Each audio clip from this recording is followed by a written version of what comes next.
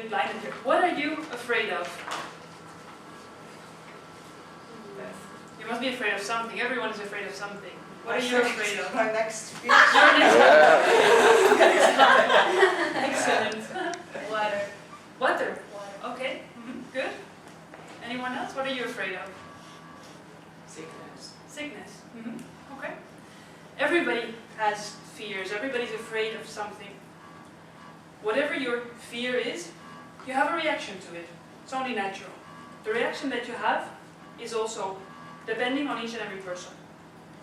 But whatever you're afraid of and whatever your reaction to that fear is, one thing is absolutely clear. Fear limits you. The limitation might reach from being simply uncomfortable, right? Like Achie, she's just simply uncomfortable, to being completely paralyzed and not being able to make her speech, which is not Achie's case at all. Nobody likes to be limited. So today I want to give you some examples of things that I fear and some reactions that I have to those fears, and then you can decide for yourself whether those reactions would be working for your fears or not at all. Now, my first fear, my oldest fear, is crane flies. For those of you who don't know what a crane fly is, I will draw it here on the board. A crane fly is a little animal. His shape is a little bit like this. He has his little head and his little mouth. He has huge wings. And he has very, very big legs. Huge ones. And here another one, and another one. These guys, they're completely harmless. They can't bite you, they can't sting you. In fact, their mouth is designed like that, he cannot even eat.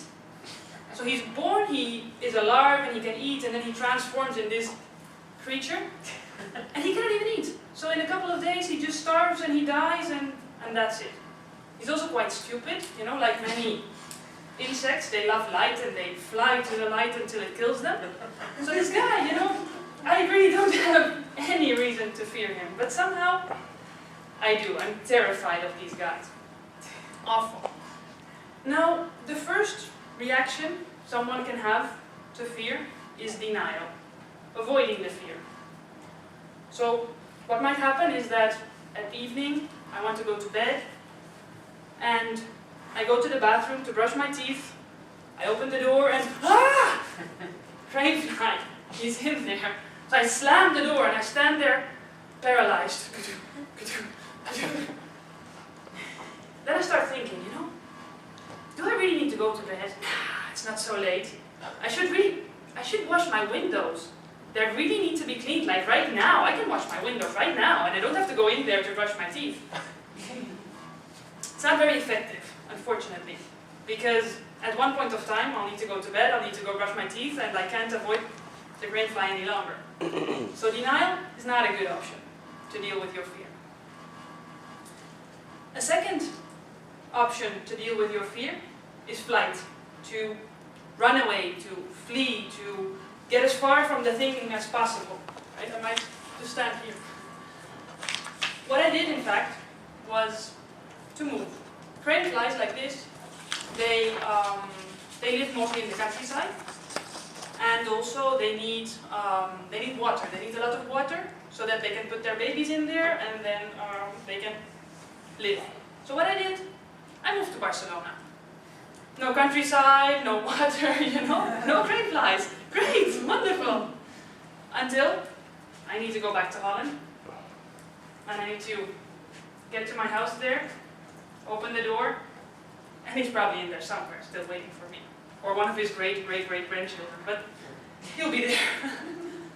So another not so good option, because I can run only so far. I will not solve my fear by running away. Now, since I already ran away from the crane flies and I can't fight them anymore, my third reaction to fear, fighting, I can't use my crane fly example anymore. Another very common fear is speaking in public. This was also my second worst fear after the crane fly. It was really. So when I went to university, I would have to do speeches, and like weeks in advance, I would start to get nervous when thinking about it. The time was passing until I would get to 1 week before the speech, and then the physical manifestation would start. I would get spots all over my face. I would start shaking. I was like, oh my God, it's getting close. And then the day would come. I would be in my speech, and I would just get it over with. So I would stand there and say, good afternoon, my name is Sandra, and I'm doing my speech about my internship in some place, and well, it was great. So any questions? No? Okay, great. Goodbye. That's not working. So I needed to fight. I needed to fight, and the best way to fight is to confront your fear. To acknowledge it and say, okay, great. I hate speaking in public, I don't like it, so let's do it more often. So that's why I joined as well Toastmasters, to help me in that fear. And you can see, it's working. I can look you in the eye. It's not so bad any longer. So it's really my best option to deal with fear, to confront it. So I want to finish with a quote from a friend of mine. She's called Lydia, and she says, fear is in the possibility, but not in the reality. So you can fear possibilities. When talking about public speaking, I can stumble, or I can black out, or you can all hate me and think that I'm an idiot. Could be, but that's a possibility only. The reality is, when I finish my speech, I'll sit down there and I'll think, great, you did it, regardless of the results. I did it. So remember, fear is the possibility, not the reality.